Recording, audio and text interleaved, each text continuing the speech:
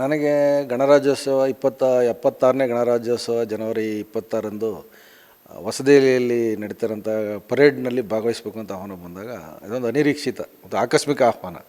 ನಿಜಕ್ಕೂ ನನಗೆ ಭಾಳ ಸಂತೋಷ ಆಯಿತು. ಏಕೆಂದರೆ ಯಾವುದೋ ಕಾಡಂಚಿನ ಗ್ರಾಮದಲ್ಲಿ ನನ್ನಷ್ಟಕ್ಕೆ ನಾನು ಕೆಲಸ ಮಾಡ್ತಾ ಇರುವಂತಹ ಒಬ್ಬ ರೈತ ಕೃಷಿಕ, ಬೇರೆ ಬೇರೆ ಪೀರಿಯಡ್ಗಳಲ್ಲಿ ಉಪನ್ಯಾಸಕನಾಗಿ, ಪತ್ರಕರ್ತನಾಗಿ ಒಂದೆರಡು ದಶಕಗಳ ಹೆಚ್ಚು ಕಾಲ ಕೆಲಸ ಮಾಡಿ, ರಾಜಕೀಯದಲ್ಲೂ ಸ್ವಲ್ಪ ದಿನಗಳ ಕಾಲ ಇದ್ದು, ಅದನ್ನೆಲ್ಲ ಬಿಟ್ಟು ಕೊನೆಗೆ ಬೇಡ ಅಂತೇಳಿ ಕೃಷಿ ಅಂಕಣಕಾರನಾಗಿ, ಕೊನೆಗೆ ರೈತನಾಗಿ, ಸಂಪೂರ್ಣ ರೈತರಾಗಿ ಒಂದಷ್ಟು ಯುವಕರನ್ನ ಅಗ್ರಿಕಲ್ಚರ್ಗೆ ವಾಪಸ್ ಮರಳಿ ಬರೋ ಥರ ಸ್ಫೂರ್ತಿ ನೀಡುವಂಥ ಅಂಕಣಗಳನ್ನು ಬರೆದು ಸ್ವತಃ ನಾನೇ ರೈತನಾಗಿ ಕೆಲಸ ಮಾಡ್ತಾರಂಥ ಒಬ್ಬ ರೈತನ ಸೆಂಟ್ರಲ್ ಗೌರ್ಮೆಂಟು ಎಲ್ಲೋ ಎಲೆಮರೆ ಕಾಯಿ ಹಂಗೆ ನಮ್ಮ ಪಡೆಗೆ ನಾವು ಕೆಲಸ ಮಾಡೋರನ್ನ ಗುರುತಿಸಿದೆ ಅಂತ ಕೇಳಿ, ಗಣರಾಜ್ಯೋತ್ಸವಕ್ಕೆ ಕರೆದಿದೆ ಗುರುತಿಸಿ ಅಂತ ಕೇಳಿ ನಿಜಕ್ಕೂ ಭಾಳ ರೋಮಾಂಚಿತ ಆಯಿತು ನನಗೆ.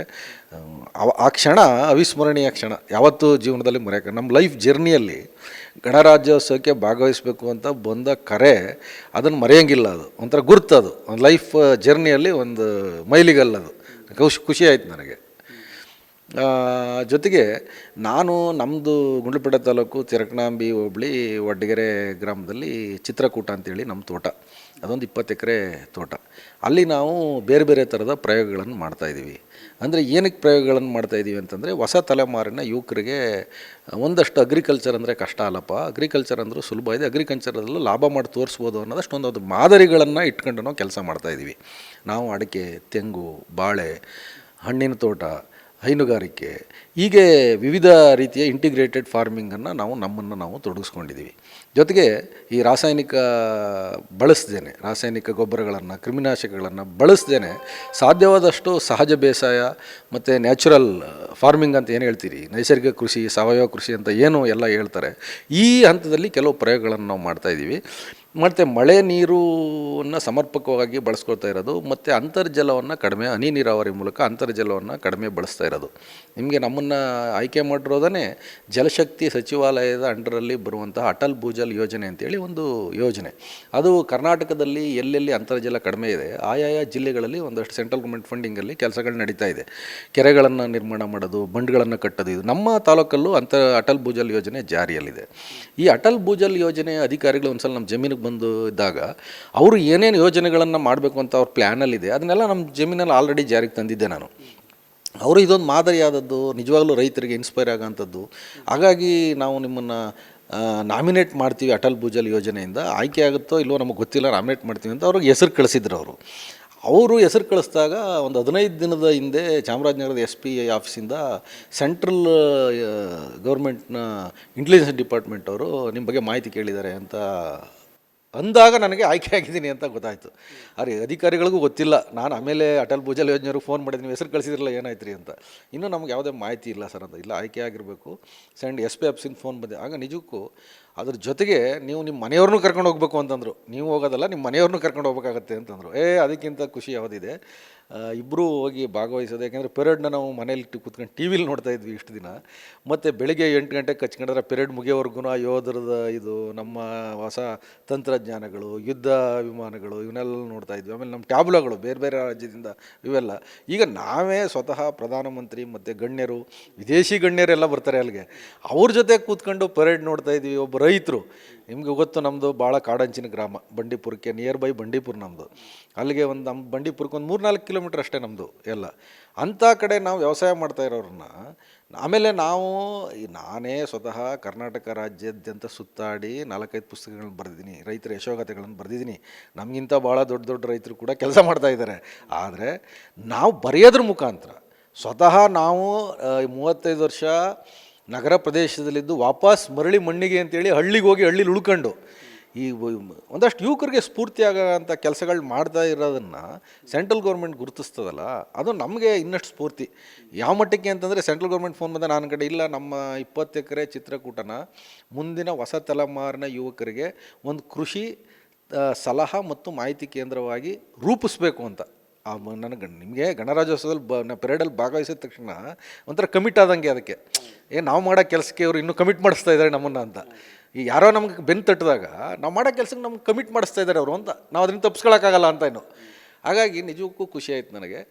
ಗಣರಾಜ್ಯೋತ್ಸವದಲ್ಲಿ ಭಾಗವಹಿಸೋದಕ್ಕೆ ಖುಷಿ ಆಯಿತು. ಸೆಂಟ್ರಲ್ ಗೌರ್ಮೆಂಟು ಗುರುತಿಸಿ ನಮ್ಮನ್ನೆಲ್ಲ ಕರೆದೋದಕ್ಕೆ ನಾವು ಒಂದು ಮುಂದಿನ ತಲೆಮಾರಿನ ಯುವಕರಿಗೆ ಒಂದು ಸ್ಫೂರ್ತಿದಾಯಕವಾದಂಥ ಕೆಲಸಗಳನ್ನು ಮಾಡಿ ನಗರದಲ್ಲಿರೋರು ವಾಪಸ್ ಹಳ್ಳಿಗೆ ಬಂದು ವ್ಯವಸಾಯ ಮಾಡಬೇಕು. ಈಗ ನಿಮಗೆ ಯಾವುದಾದ್ರು ಹಾಸ್ಪಿಟ್ಲ್ಗಳಲ್ಲಿ ಯಾವ್ದಾದ್ರು IT-BT ಕಂಪ್ನಿಗಳಲ್ಲಿ ಹೋದಾಗ ನೋಡಿ, ನೀವು ಬೇಕಾದಷ್ಟು ನಮ್ಮ ಗ್ರಾಮೀಣ ಯುವಕರು ವಾಚ್ಮನ್ಗಳ ಕೆಲಸ ಮಾಡ್ತಿರ್ತಾರೆ. ಸುಮ್ಮನೆ ಅವ್ರನ್ನ ಮಾತಾಡಿಸಿ ನಿಮಗೆ ಸಂಬಳ ಎಷ್ಟು ಅಂತ ಕೇಳಿ 10,000 12,000 ಅಂತ ಹೇಳ್ತಿರ್ತಾರೆ. ಆದರೆ ಅವ್ರು ನಿಮ್ಮ ಜಮೀನು ಎಷ್ಟಿದ್ದು ಅಂತ ಕೇಳಿ ಹಳ್ಳಿಲಿ 5 ಎಕರೆ ಇದೆ 7 ಎಕರೆ ಇದೆ ಅಂತಾರೆ. ಪಾಪ ಅಗ್ರಿಕಲ್ಚರು ಸರಿಯಾಗಿ ಮಾಹಿತಿ ಕೊಟ್ಟರೆ, ತೋಟಗಾರಿಕೆ ಇಲಾಖೆ, ಕೃಷಿ ಇಲಾಖೆ, ನೀರಾವರಿ ಇಲಾಖೆ ಅವ್ರವ್ರಿಗೆ ಸರಿಯಾದ ಮಾಹಿತಿ ಕೊಟ್ಟರೆ ಒಂದು 2 ಎಕರೆಯಲ್ಲಿ ಒಂದು ಸಣ್ಣ ಕುಟುಂಬ ನೆಮ್ಮದಿಯಾಗಿ ಬದುಕ್ಬೋದಂಥ ಕೆಲಸಗಳು ಮಾಡ್ಬೋದು. ಆದರೆ ಇವತ್ತು ನಮ್ಮ ಯುವಕರಿಗೆ ಆ ಥರದ ಒಂದು ಸಲಹೆ ಕೊಡೋರು, ಮಾರ್ಗದರ್ಶನ ಮಾಡೋರು ಕಡಿಮೆ ಆಗಿದ್ದಾರೆ. ಹಾಗಾಗಿ ನಗರದಿಂದ ಹಳ್ಳಿಗೆ ಹೋಗಿದ್ದೀವಿ. ನಾವು ಹಳ್ಳಿಯಲ್ಲಿ ಈ ಥರದ ಕೆಲಸ ಮಾಡ್ತಾಯಿದ್ದೀವಿ. ಕೇಂದ್ರ ಸರ್ಕಾರ ಗುರುತಿಸಿದೆ. ನಾವು ಈ ಥರದ ಈ ವಲಸೆ ಬರ್ತಾ ಇದೆಯಲ್ಲ, ನಗರದಿಂದ ಗ್ರಾಮೀಣ ಪ್ರದೇಶದಿಂದ ನಗರ ಪ್ರದೇಶಕ್ಕೆ ವಲಸೆ ಬರ್ತಿಲ್ಲ, ಇದನ್ನು ತಡೆಯುವಂತಹ ಕೆಲಸವನ್ನು ಈ ನಿಟ್ಟಿನಲ್ಲಿ ನಾವು ಪೆರೇಡ್ಗೆ ಆಯ್ಕೆ ಆಗದೇ ಇದ್ದರೂ ಮಾಡ್ತಿದ್ವಿ. ನಾವು ಆ ಕೆಲಸ ಮಾಡೋಕ್ಕೆ ಹೋಗಿ ಕೂತಿರೋದಲ್ಲಿ ನಾವು ಈಗ ಎಲ್ಲ. ಆದರೆ ಇನ್ನಷ್ಟು ಸ್ಫೂರ್ತಿ ಬಂತು ನಮಗೆ. ಕೇಂದ್ರ ಸರ್ಕಾರ ಗುರುತಿಸಿ ಆಯ್ಕೆ ಮಾಡಿರೋದ್ರಿಂದ ನಮ್ಗೆ ಇನ್ನಷ್ಟು ಸ್ಫೂರ್ತಿ ಬಂತು. ಆ ಕೆಲಸವನ್ನು ನಾವು ಮಾಡ್ತೀವಿ. ಒಂದು ಅನಿರೀಕ್ಷಿತ, ಇದು ಭಾಳ ಅನಿರೀಕ್ಷಿತ. ಇದು ನನಗೆ ನಿರೀಕ್ಷಿತ ಇಲ್ಲ. ಆಮೇಲೆ ಈ ಥರದ್ದೊಂದು ಯೋಜನೆ ಇದೆ, ಈ ಥರದ್ದು ಸೆಲೆಕ್ಟ್ ಮಾಡ್ತಾರೆ ಅನ್ನೋದೇ ಗೊತ್ತಿಲ್ಲ ನನಗೆ ಈ ಸೆಂಟ್ರಲ್ ಗೌರ್ಮೆಂಟಲ್ಲಿ ಈಗ ತುಂಬ ಕಳೆದ ಬಾರಿ ಚಾಮರಾಜನಗರದಿಂದ ಕೊಳ್ಳೇಗಾಲದಿಂದ ಒಬ್ಬ ಕವಿನ ಆಯ್ಕೆ ಮಾಡಿದರು. ಒಬ್ಬ ಕವಿನ ಮಂಜುನಾಥ್ ಅಂತೇಳಿ ಚಾಮರಾಜನಗರದಿಂದ ಒಬ್ಬ ಕವಿನ ಆಯ್ಕೆ ಮಾಡಿದರು. ಯಾವುದೋ ಅವ್ವ ಅಂತೇಳಿ ಒಂದು ಪದ್ಯ ಬರೆದು ಲಾಲಿ ಹಾಡು ಅಂತ, ಅದು ಇಂಟರ್ನ್ಯಾಷನಲ್ ಲೆವೆಲಲ್ಲಿ ಪ್ರೈಸ್ ಬಂತು ಅದಕ್ಕೇ ಅವ್ರ ಫ್ಯಾಮಿಲಿ ಆಯ್ಕೆ ಮಾಡಿದ್ರು, ಅವರು ಕರೆದಿದ್ರು ಅವರು. ಈಗ ನಾವು ಈ ಒಂದು ಸಣ್ಣ ಸಾಧನೆ ಯಾವುದೋ, ಈಗ ನಾವು 6,000 ಬಾಳೆಯನ್ನು ಭಾಳ ಕಡಿಮೆ ಖರ್ಚಿನಲ್ಲಿ ಕಡಿಮೆ ನೀರು ಬಳಸಿ ಆರ್ಗ್ಯಾನಿಕ್ಕಾಗಿ ಬೆಳೀತಾಯಿದ್ದೀವಿ. ನಮ್ಮ ಬಾಳೆಗೆ ಈಗ 4 ತಿಂಗಳಾಗಿದೆ. ನಾವು ಇವತ್ತಿಗೂ ಒಂದು ಗೊಬ್ಬರದ ಅಂಗಡಿ ಕಾಲು ಹಾಕಿಲ್ಲ, ಯಾವುದೇ ಕ್ರಿಮಿನಾಶಕ ಬಳಸಿಲ್ಲ. ಆದರೆ ರಾಸಾಯನಿಕ ಬಳಸಿ ಮಾಡ್ತಾರಲ್ಲ, ಅವ್ರಿಗಿಂತ ನಮ್ಮ ಬಾಳೆ ಚೆನ್ನಾಗಿದೆ.